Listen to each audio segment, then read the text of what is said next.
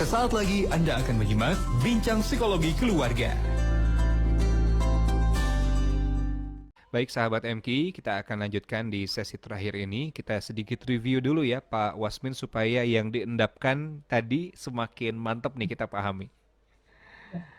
Jadi logika generasi Z itu diantaranya mereka satu punya ambisi yang sangat besar.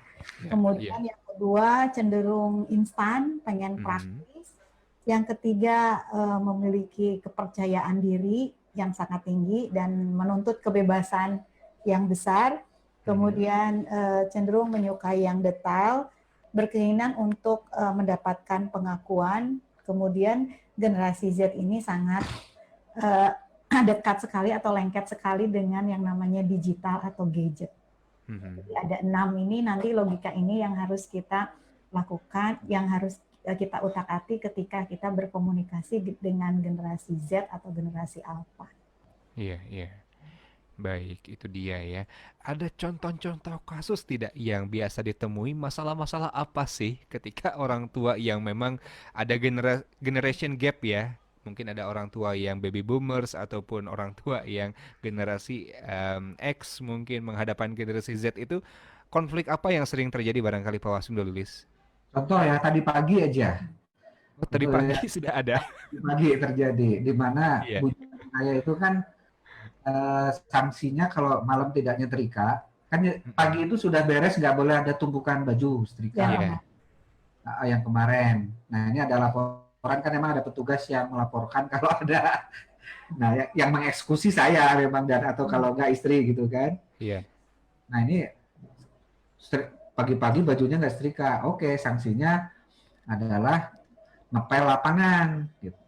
Nah dia secara detail masih ingat, minggu kemarin nggak ngepel lapangan kok, minggu kemarin dipotong 5.000. Padahal memang kesepakatannya kalau nggak ngepel lapangan gitu. Hanya mungkin saya lagi salah gitu, lagi lupa gitu, jadi minggu kemarin 5.000. Nah itu dipakai menjadi preferensi bagi dia gitu. Kenapa sih berubah-ubah terus? Nah kan, jadi detailnya dapat dia. Jadi pusing saya. Pusing itu karena kamu ngeyel, kalau kamu laksanakan aja bang enggak. Iya. Jadi gimana, yang betul 5.000 atau lapangan? Ya lapangan. Kalau nanti 5.000 lagi, ya itu mah terserah aja sanksinya sebetulnya. Yang penting kamu udah nyetrika. Kalau nyetrika mah kamu nggak akan pusing dengan sanksi gitu. Iya. Nah ini diajak bicara seperti itu dengan nada yang cukup rendah aja, nggak usah tinggi-tinggi gitu. Karena dia tahu kalau nggak melaksanakan sanksi akan diperpanjang lagi besoknya. Ya udah akhirnya dia ngepel. Sudah itu biasa lagi, kita biasa lagi ngobrol lagi gitu. Ngobrol lagi karena dia sendiri juga tahu kok secara ini. Saya udah jelasin. Ini kamu kebayang kan kalau nggak ada aturan seperti ini, kita pernah kan di mana baju itu numpuk banget gitu. Dia juga nggak enak lihatnya. Jadi aturan itu emang kan dibuat untuk keteraturan bersama. Kalau kita hidup sendiri di hutan kayaknya sih nggak perlu aturan sih ya. Iya. Karena kita hidup bersama di mana ada batas-batas yang tidak boleh offset menjangkau wilayah-wilayah orang, di situnya perlu ada aturan gitu kan. Iya.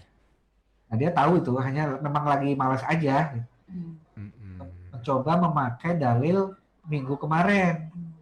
Nah saya langsung, ya aslinya itu hukumannya ini.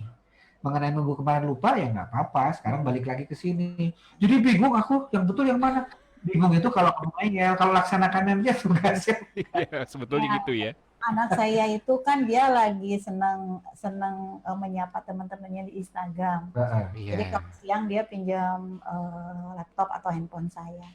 Nah syaratnya itu dia harus nanti kalau setorannya dia di 3 besar, dia boleh dikasih gadget untuk main Instagram gitu. Jadi sekarang saya lihat dari grup gurunya itu, dia kalau nggak kedua, ketiga dia ininya apa store ininya apa untuk hafalan Qurannya. Yang biasanya di kemarin-kemarin dia terakhir gitu. Nah ketika Bun boleh nggak aku pinjam laptop Bunda, boleh gitu.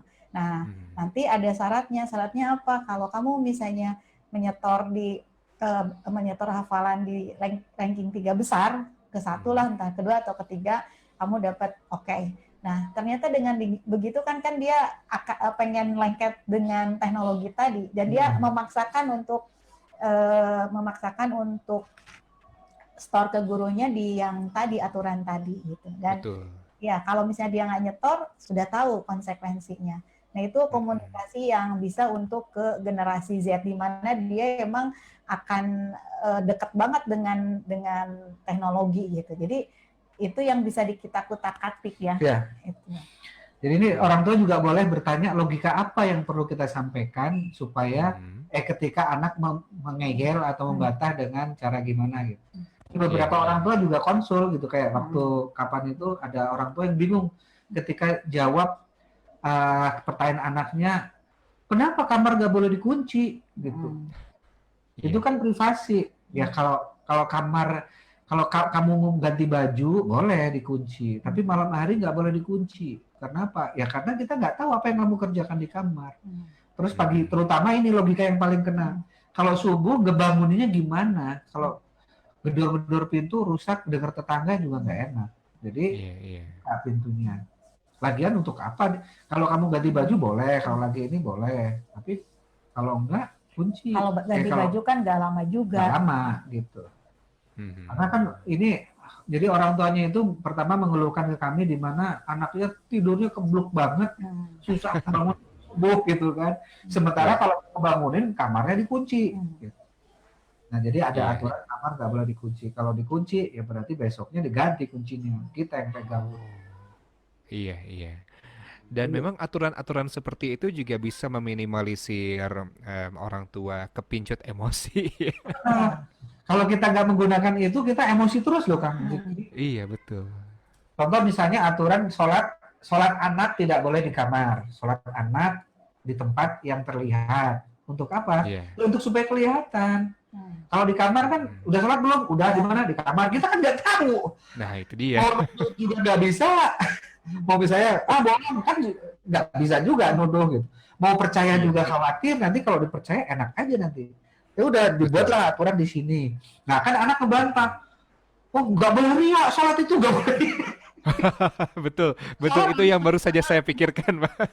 Itu riak dong. Ya kita silakan coba jawaban orang tua gimana, dikasih kuis dulu nih. Gimana tuh kalau jawab sholat kan ria, kan sholat nggak harus kelihatan, atau biar Allah aja yang lihat. Nah gimana tuh, coba silakan sih kalau ada orang tua yang mau bantu jawab nih kalau anak kebantah tuh, silakan jawab. Ini jadi PR ya. Kalau dijawab buat pekan depan juga tidak apa-apa. Nanti disampaikan di pekan depan. Udah lewat 1 menit. Betul loh. Kadang-kadang ketika kita bertemu dengan hal-hal yang disampaikan secara kesannya logis oleh anak-anak kita juga jadi bingung, Pak. Iya, kalau kita nggak punya logikanya. Betul. Anak-anak Gen Z kan anak-anak yang sudah terpapar sekian banyak logika.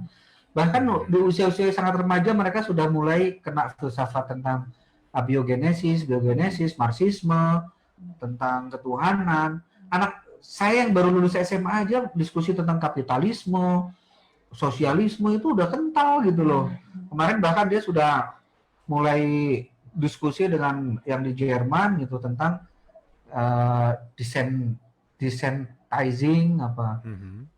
Tentang disensi sebuah tata kesopanan barat dengan timur. Jadi udah agak berat tema-tema mereka.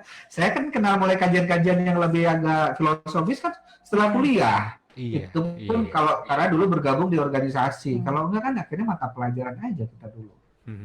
Nah sekarang enggak, itu paparan itu udah sangat ada di benak mereka. Kalau kita tidak bisa berargumentasi, rasionalisasinya rendah, nah kita jadinya akhirnya mengandalkan kemarahan, pengen dihormati sebagai orang tua, tapi nggak bisa memberikan logik yang bagus untuk anak-anak. Nah kalau logik udah sangat bagus ke anak-anak dan dia nggak bisa membantah secara logik juga, hanya karena malas aja, nah itu urusan lain. Kalau malas mah kita tinggal tegas aja. Gitu. Tapi jangan sampai kita nggak punya logik gitu. Yang dulu pernah saya sampaikan itu, anak saya nggak mau ikut acara keluarga. Oh nggak mau ah. Kenapa sih ayah maksa-maksa? Itu pada acara keluarga loh Kang Zikri. Anak usia SD waktu itu, SD kelas 5 gitu. Waduh, bingung kan kita logikanya kan? Ya juga ya, kan maksa gitu. Iya, Akhirnya saya punya logika, coba seandainya kamu jadi ketua kelas, ada acara kelas, terus ada anggota kelas kamu yang nggak ikut, malah dia ikut anggota kelas, ikut acara kelas lain, gimana perasaan kamu? Masya Allah. Nggak Malah enak. nanyain, kenapa saya harus ikutan acara kamu? Oh, Iya, gitu kan. Nah, kita kan ada acara keluarga, dia nggak ikut itu karena saya tahu dia lagi mau ada acara dengan temennya. Kan itu betul, kan betul. acara kelas lain istilahnya. Iya, iya. Ketika digituin logis loh, dia masuk gitu. Ah, Meskipun masih ada malasnya, tapi kan dia berangkat dengan logis. Oh iya betul. juga ya, ini acara keluarga. Nah sejak logika itu ada di keluarga kami, kalau kita udah bilang ini acara keluarga, mereka udah nggak bisa bantah tuh, pasti Mhm. ikut.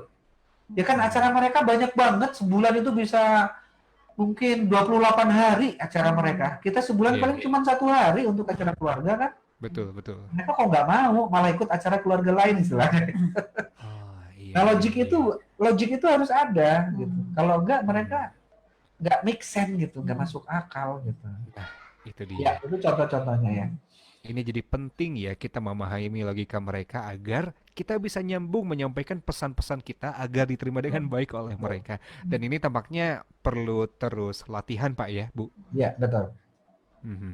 Dan Masya Allah. ini untuk belajar logik ini ada Iya. ilmunya. Ilmunya Oh, salah baik. satunya di workshop Neuro Linguistic Programming NLP. Nah, itu dia. NLP itu saudara kembarnya hipnoterapi ya. Saya bilang kembar karena rata-rata yang sudah belajar hipnoterapi pasti belajar NLP. Kalau yang sudah NLP pasti juga belajar hipnoterapi karena dia sebuah Mhm. ilmu yang saling kait mengkait. Dan untuk NLP ini lebih spesialnya di bagaimana kita membangun sebuah bahasa komunikasi yang untuk memberdayakan diri maupun orang lain. Dan kita akan Betul. selenggarakan workshop NLP ini kopi darat ya. Ya tentu kita akan pakai protokol COVID nanti. Bagi sahabat-sahabat yang berminat sudah menanti-nanti ikut NLP workshop, Neuro Linguistic Programming Workshop, ketik NLP aja, NLP 0811225002. Baik. Demikian Mhm. sahabat-sahabat. Terima kasih banyak Pak Wasmin dan juga Bu Lilis. Nanti insya Allah bagi sahabat-sahabat yang ingin ikut NLP, tinggal ketik saja NLP begitu ya ke nomor yang tadi sudah disampaikan oleh Pak Wasmin. Baik, Alhamdulillah. Insya Allah pekan yang akan datang kita sudah sampai di tema baru lagi Pak Wasmin, Bu Lilis. Tema baru lagi. Tema Terima baru. kasih. Baik, wah penasaran kan sahabat FG? Nanti simak di pekan yang akan datang. Pak Wasmin, Bu Lilis, terima kasih banyak atas ilmunya di pagi Sama-sama. hari ini. Mudah-mudahan ini jadi solusi bagi para bunda, para ayah yang sedang agak pusing ya menghadapi generasi Z karena belum nyambung logikanya. Kita terus latihan insya Allah. Terima kasih sekali lagi Pak Wasmin, Bu Lilis. Assalamualaikum warahmatullahi wabarakatuh. Waalaikumsalam warahmatullahi wabarakatuh. Iya, sahabat MQ mudah-mudahan bermanfaat dan memang kita betul ya perlu lebih memahami anak-anak kita agar tidak salah pendekatan, tidak salah menyikapi mereka yang kadang-kadang mungkin agak membuat kita kesal, agak membuat kita kok gini sih anak saya. Gitu. Boleh jadi kita agak sulit mengkomunikasikan karena tidak tahu cara berpikir mereka. Nah, dengan memahami logika generasi Z ini, sahabat MQ, semoga sedikitnya bisa menjadi solusi, setidaknya membuat Anda juga jadi terinspirasi. Oh, tampaknya saya perlu mengubah cara pendekatan kepada anak saya.